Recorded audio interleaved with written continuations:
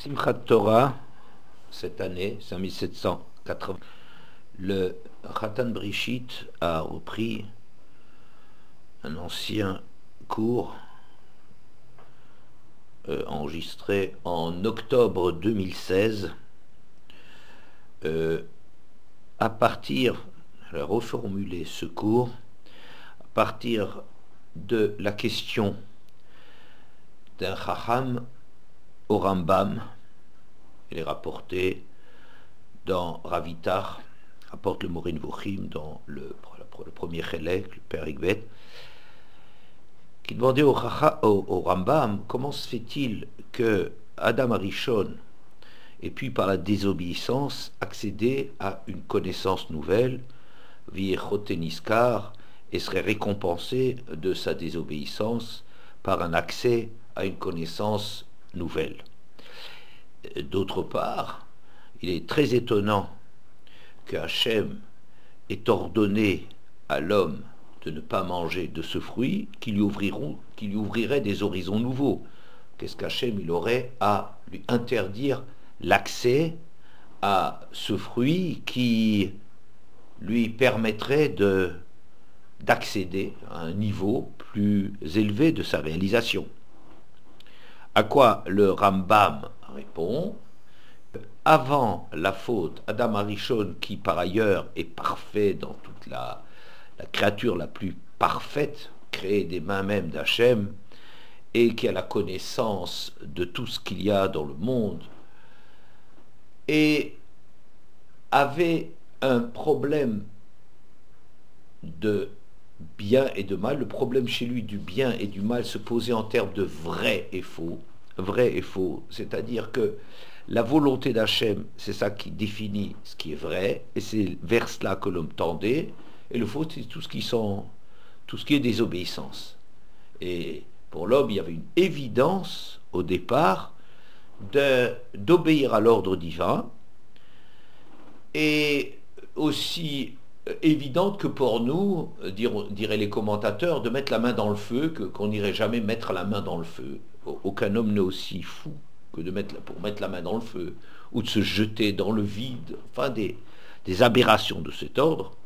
Et par le fait d'avoir mangé de ce fruit, le venin s'est instillé en lui, est rentré en lui, a pénétré dans l'homme, et à présent, sa définition de l'art de la connaissance du bien et du mal, le bien et le mal, serait un bien et un mal que l'homme définirait d'après ses propres critères, c'est-à-dire que ce que je recherche, que ce que j'apprécie, ce dont j'ai envie, je le qualifierais de bien, quand bien même ça pourrait être quelque chose de dommageable pour moi, alors que quelque chose d'amer, une potion amère, quand bien même ce serait un médicament, je le définirais comme le mal. Alors, c'est de cela qu'on est passé. Ce n'est pas une connaissance supérieure. Voilà. Alors, le problème que nous posions là-dessus, c'est de quelle façon un homme parfait, sans attirance pour le mal qui est faux, le mal était faux avant la faute, comment peut-il être entré en l'homme? Et la réponse qu'on en avait donnée, c'est que au cours de l'acte, le corps a joué sa propre partition. C'est-à-dire que jusque-là, le corps était un outil, instrument aux mains du Sechel pour réaliser la volonté divine, et au cours de l'acte, le corps découvre sa jouissance, et comme un homme n'est pas parfait, c'est-à-dire qu'un homme a une liberté qui vient de la distance qu'il y a entre sa réalisation et la perfection, quand bien même c'est l'homme le plus parfait qui soit, mais il a quand même un corps, et le corps en cours de l'acte, découvre le plaisir et va détourner l'acte avec sa femme, il va le détourner de sa finalité qui était Piria Verivia, il va le détourner, et c'est cela l'image du serpent qui, dans l'acte, le serpent, on voit à quoi ça renvoie, détourne l'homme, et en faisant découvrir au plaisir, le plaisir des sens au corps. Le dialogue qui développe cette évolution, ce processus, entre le serpent et Chava, serait, selon nous, un masa-o-matan, un dialogue intérieur dans l'homme, enfin la femme, qui voudrait rester dans l'état où le corps est soumis à l'ordre divin, au sechel, et le serpent, le tentateur, qui propose une autre approche des choses, qui propose de découvrir le monde vertigineux du plaisir. Et les malédictions traduisent cette chute d'un yetzer, d'une tentation qui au départ ne pouvait être qu'une tentation en termes de vrai et faux, très difficile à savoir comment est-ce qu'on peut céder à une tentation sans désir de fausseté. Quoi qu'il en soit, disons, il fallait s'attaquer au sechel et brouiller les notions de vrai et faux, ce qui semble difficile pour quelqu'un résolu à faire. La seule chose qu'il devait faire, c'est d'obéir à la volonté divine, de ne pas manger, et maintenant de devenir quelque chose de rampant, quelque chose qui n'ose pas dire son nom, un désir, des pulsions du monde de la sexualité. Bien. Et entre parenthèses, on traduit que cet avertissement, le jour où tu en mangeras mot temutun, le jour où vous mangerez de ce fruit mot temutun, vous seriez condamné à mort. Très difficile à dire, mais quel genre de mort? Ils ne sont pas morts instantanément. S'agit-il de mourir yom acholchem, comme disent certains commentateurs, yom oshel HaKadosh Baruch Hu elef shanim, que le monde d'HaKadosh Baruch Hu c'est 1000 ans, alors c'est pour ça que ça dure, ou d'autres, ou bien il y a la tchouva qui a permis, la tchouva d'Adam Rishon qui a permis d'atténuer la... Bon, nous on avait défini finalement dans ce cours que mot temutun, mourir vous mourrez le jour où vous mangerez, c'est-à-dire que lorsque tu cèdes à cette tentation de vivre pour toi, de faire scission, le corps découvre le plaisir et recherche le plaisir, c'est le sentiment de cela afartochal. C'est un goût de mort que tu as après ça, un acte de la plus grande jouissance qui est détourné de son objet, finalement, et le désir est très grand avant que cet acte ne s'accomplisse, mais une fois que c'est fait, on conserve un espèce de dégoût de soi, un sentiment de vide, et c'est ça que ce sentiment de mot de mourir. Tu es ramené à ta nature mortelle, c'est ça ce que tu découvres. Quoi qu'il en soit, le problème que je me suis personnellement posé après ce développement, c'est que nous sommes a priori en présence maintenant de deux façons de parler de la faute. Il y a celle que nous avions découverte, c'est-à-dire pendant l'acte, la jouissance qu'on découvre dans l'acte, que le corps découvre, et qui veut s'approprier, et l'acte décrit par la Torah qui est l'interdiction du fruit du bien et du mal. L'interdiction du fruit du bien et du mal. Cette interdiction du fruit Etzadat Tovara ne présente pas du tout le même schéma et décrit la désobéissance que l'homme ferait d'avoir mangé de cet arbre central dans le jardin qui lui était formellement interdit de toucher. Alors, je suis très dérangé. Qu'est-ce qu'il y a, il y aurait deux fautes. C'est très difficile. On n'a jamais vu que l'homme était accusé d'avoir fait deux fautes, et celle pendant l'acte, qui est, disons, notre vision à nous, n'est-ce pas, et celle décrite par la Torah, qui était de manger du fruit de l'arbre. Et donc, la présentation que nous faisons de la faute se heurte à une très grande difficulté, c'est que les textes du Chumash, la pashtout, la littéralité du texte, ne parlent pas, ou d'une façon très voilée, ne parlent pas de l'acte lui-même, mais parlent de manger du fruit. Et la femme a mangé du fruit, elle a donné du fruit à son mari, ce fruit défendu. Et aussi les chachamim, le langage des chachamim, les chachamim qui par exemple s'interrogent pour savoir quel est le fruit. Est-ce que c'est le fruit de la connaissance, donc ça serait le blé, dirait Rabbi Yehuda, ou le fruit qui a amené cette chute dans l'homme, ça serait la vigne, les effets pervers de l'ivresse, ou bien ce serait le fruit du désir, ce serait la figue, ou bien ce serait, d'après Rabbi Abba, le hétrog, avoir désobéi au Nasebulisha, quoi qu'il en soit, d'après notre vision, nous, il semblerait plutôt que tout se concentre sur le désir. Ce serait à la rigueur la figue, qui serait le fruit défendu. Ensuite, difficulté aussi, c'est que les commentateurs prennent ce texte au pied de la lettre et parlent vraiment de manger du fruit, alors avec des commentaires très variés dans différents horizons, mais on a l'impression qu'on se concentre sur cette vision, on s'attaque au texte, à l'explication du texte tel qu'il se présente.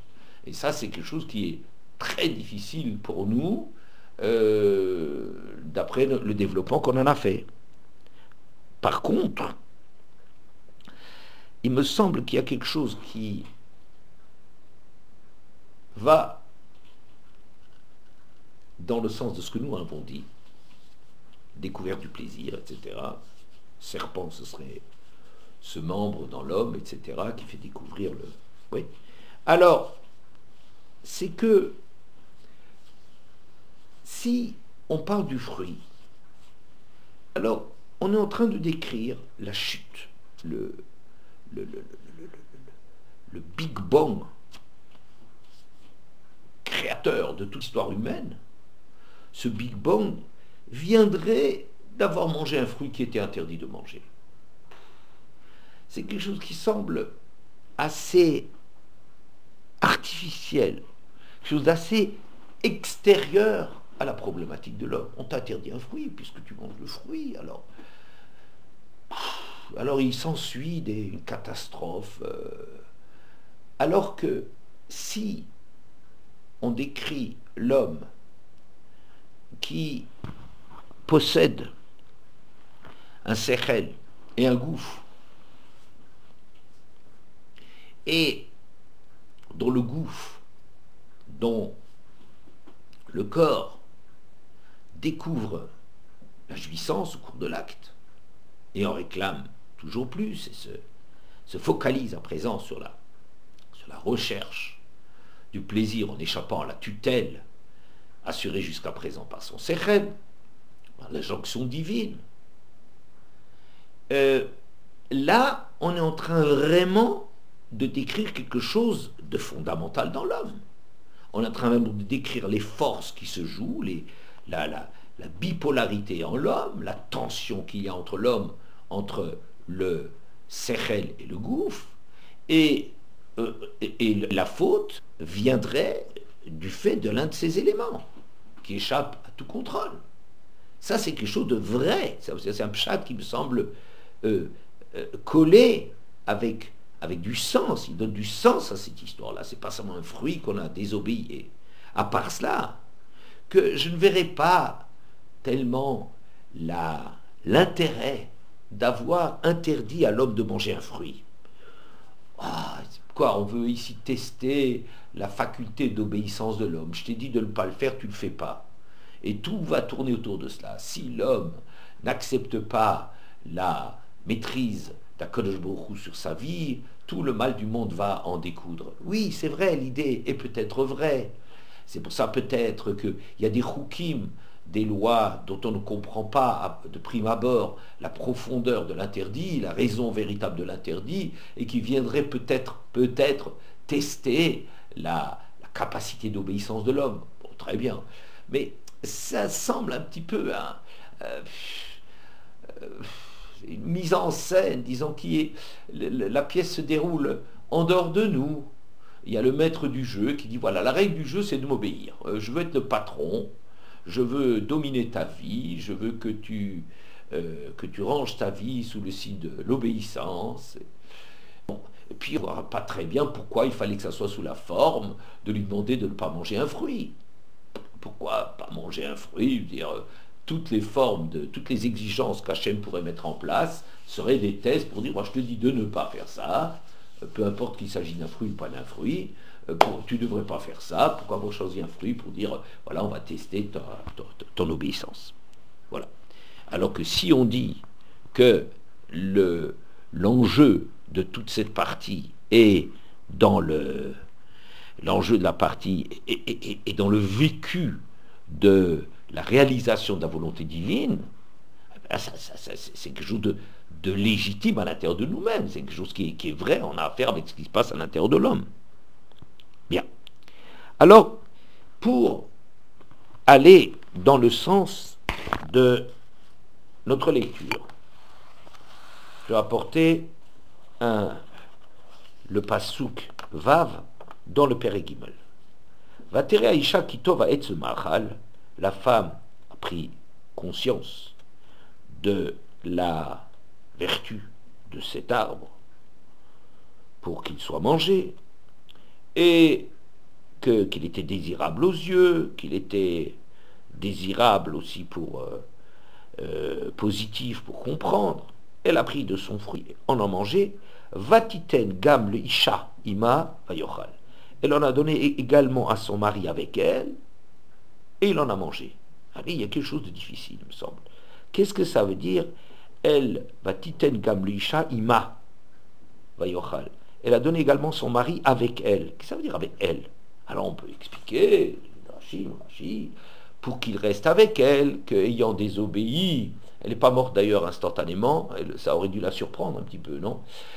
Mais, disons, elle se dit encore qu'elle a jusqu'à la fin de la journée peut-être encore pour vivre, mais elle ne peut pas supporter l'idée qu'elle laisse son mari tout seul et qu'il va désirer une autre femme. C'est incroyable, la jalousie de la femme envers une rivale, ça semblerait être quelque chose de tellement fondamental, de la même façon qu'Hachem déteste quelqu'un qui lui prêterait ombrage, Soneuman Beneumanuto, ça serait tellement fort que l'Yetzerara attaque sur ce point-là, fait croire à l'homme que Hachem serait jaloux de quelqu'un, et la femme aussi, elle a comme ça une espèce de faute, de faiblesse, de fragilité, elle ne peut pas supporter l'idée d'une rivale qui prenne sa place.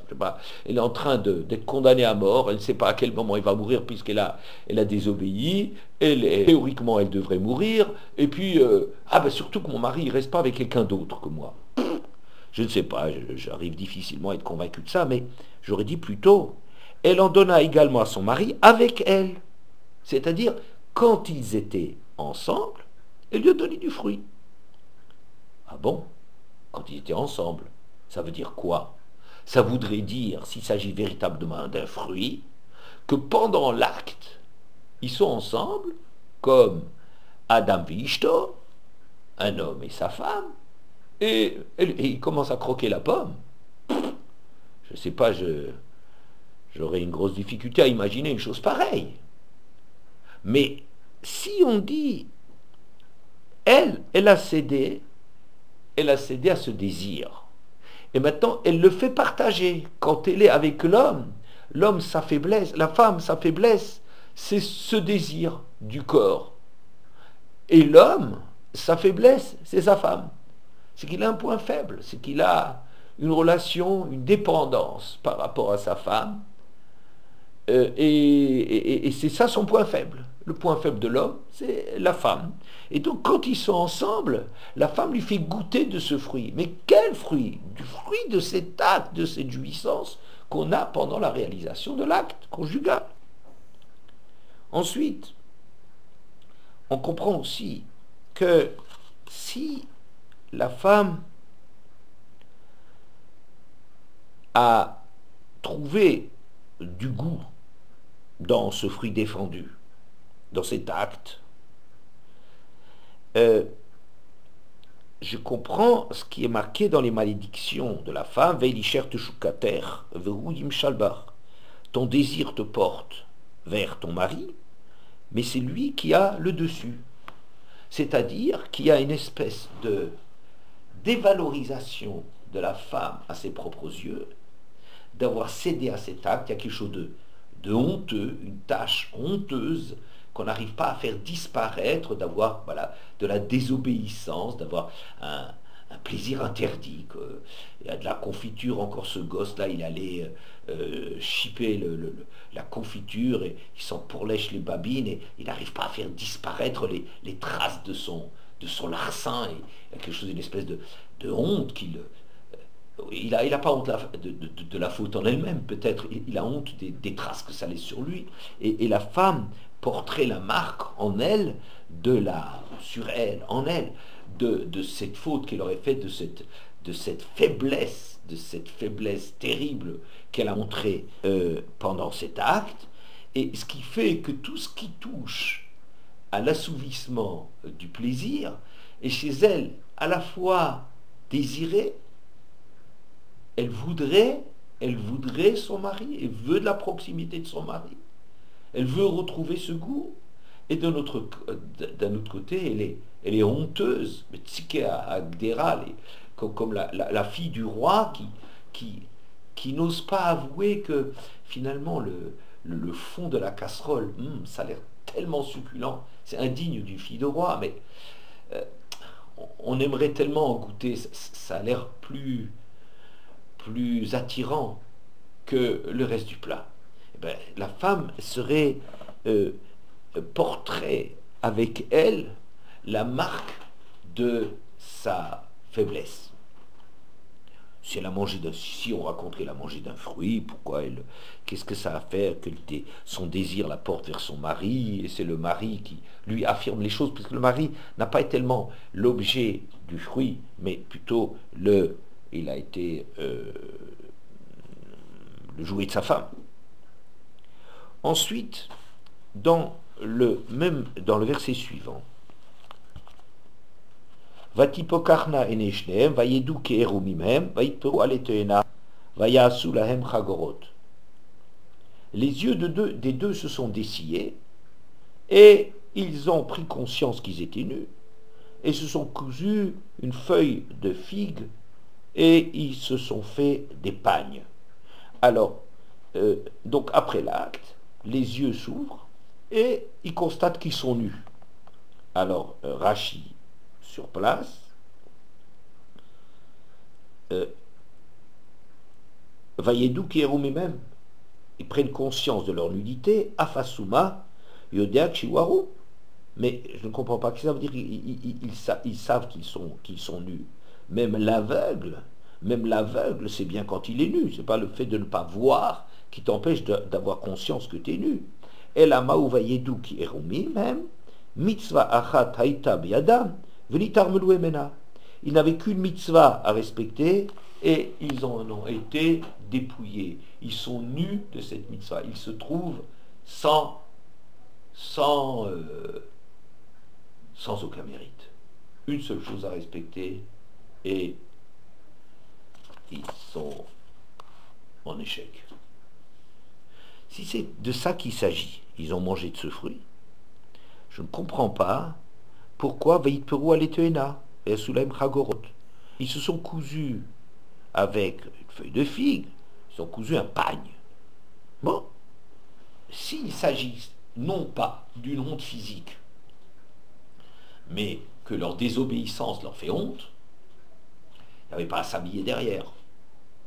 Alors que si ce qu'ils ont découvert, c'est leur nudité, une conscience que l'aveugle ne l'avait pas, c'est-à-dire il ne l'avait pas parce que ça ne prêtait pas, ça ne portait pas à conséquence, tant qu'il n'y avait aucun désir dans cet acte, qu'il y avait juste un acte de la nature qui visait à mettre au monde des enfants. Alors à ce moment-là, il n'y a rien de honteux à être nu, comme il n'y a rien de honteux à manger. A priori, on a besoin de manger, on mange. Il n'y a peut-être pas une grande honte à manger.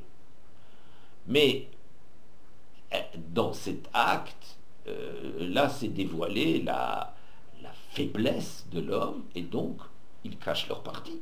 Il y a des choses qu'il faut à présent, des pagnes. Il faut masquer cette partie honteuse. De plus, cette extraordinaire Gomara qui a été citée dans Shabbat Kouf Mem He Kouf Mem Vav, la Gomara disait la chose suivante. Je prends juste l'extrait qui nous intéresse. Que Sheba Nachash al Chava Hitil Bazoama, lorsque le serpent a été avec Chava, il a mis en elle une souillure, une salissure. Rashi, que Sheba Nachash al Chava, lorsque le serpent a été avec Chava, que Shenatan la Eitza Kouf Mevav Amud Aleph, tout en haut, que Shenatan la Eitza le Rol Mina Etz, Ba Elea, dirent-ils, Hanachashishiani, Lachon Nisuin. Qu'est-ce que ça veut dire que le serpent il allait avec la femme? Lorsqu'il lui a donné ce conseil, lorsqu'il l'a tenté de manger du fruit, il est allé avec elle. Comment ça? Parce que Hanachashishiani, pour sa défense, la femme dit, mais c'est le serpent qui m'a tenté. Le serpent m'a tenté, Ishiani, et j'ai mangé. Lachon Nisuin, ça s'écrit de la même façon que Nisuin. Che devient se, mais ça s'écrit de la même façon. Le serpent a Nisuin, il a conclu un mariage avec moi. Un mariage. Mais on te parle de manger du fruit. Lorsqu'il l'a convaincu de manger du fruit, il a été avec elle. Il a été avec elle. Je ne comprends pas. Il a été avec elle. Mais qu'est-ce que ça a à faire? Si tu parles vraiment d'un fruit, il n'y a pas de serpent qui a été avec moi, à part le ridicule d'imaginer un monde que la Torah viendrait nous parler, d'un monde qui est tellement étrange, puéril, un langage de l'enfance où le serpent, en ce temps, les animaux parlaient aux êtres humains qui leur répondaient. En ce temps-là, le serpent était allé avec la femme. Oui, il a été Kafatz Aléa. Qu'est-ce qui a amené le serpent à se mêler de cette histoire? Il a vu l'homme et sa femme dans cet acte et il a désiré la femme. C'est ridicule. Aucun animal, même s'il s'agit d'un animal rusé, son désir ne s'éveille pas en voyant la femme. D'ailleurs, si son désir s'éveillait en voyant la femme, je pense qu'il chercherait plutôt une compagne de sa catégorie que la femme. Et là, on est en train de clairement nous dire que la façon de vouloir faire consommer le fruit, c'est ce qui se passe quand le serpent y va avec la femme, c'est-à-dire dans l'acte, quand elle est ensemble avec son mari, dans cet acte-là, le serpent, cet acte-là, c'est ça qu'il lui propose de faire. Il lui propose de jouir de cela. Voilà, donc c'est les raisons, certaines raisons au moins, qui font que je tiens à défendre ce pshat, que le fruit défendu en vérité, c'est celui dont on a parlé, c'est le corps qui découvre la puissance, dans l'acte, et rien d'autre. Mais alors le texte qui est se révèle extrêmement difficile puisqu'il parle de fruits dans l'arbre, etc. Alors peut-être que de la même façon qu'on peut imaginer que le serpent rusé parmi tous les animaux, ce serait les animaux, c'est tout ce qui compose l'homme, toutes les forces qui se jouent à l'intérieur de l'homme. Et ces forces qui jouent à l'intérieur de l'homme, le serpent, c'est celui qui est préposé à Ever Katan. Et c'est lui, qui est au centre du jardin, au centre de l'acte. Et c'est lui qui a le plus de pouvoir de détourner, de tenter l'humain. C'est ça parmi tous les animaux, c'est-à-dire toutes les forces du corps humain, la force centrale, ça s'appellerait le serpent. Et sa force, sa ruse, c'est sa capacité de tenter l'homme, mais il n'y a pas, vous comprenez bien, c'est pas une volonté de serpent, c'est ce qui se passe, c'est la réalité qui se passe. Et de la même façon que je décrirais le serpent rusé parmi tous les animaux, je ne suis pas en train de le comparer au chacal, au renard ou au lion. Et le serpent, lui, il était rusé. Je dirais dans toutes les forces de serpent, de chacal, faisons l'homme à notre image. Ça veut dire quoi? Faisons que tout ce qu'il y a dans la bria, toutes les forces qui se jouent dans la création, se retrouve à l'intérieur de l'homme. Et le serpent, c'est lui qui est préposé à cet endroit. Alors, le gardien du sanctuaire, le danger personnifié. Et de la même façon, le texte, selon moi, dirait que c'est une façon métaphorique de parler. Le texte parle d'une façon extrêmement propre, avec une distance extrême par rapport à l'acte lui-même, bien cet acte est suggéré à différentes reprises. Mais il est extrêmement discret de dire, voilà, parmi tous les fruits de l'arbre, parmi tout le jardin d'Éden, le jardin des délices, dans les délices proposées à l'homme, tous ces délices sont permis.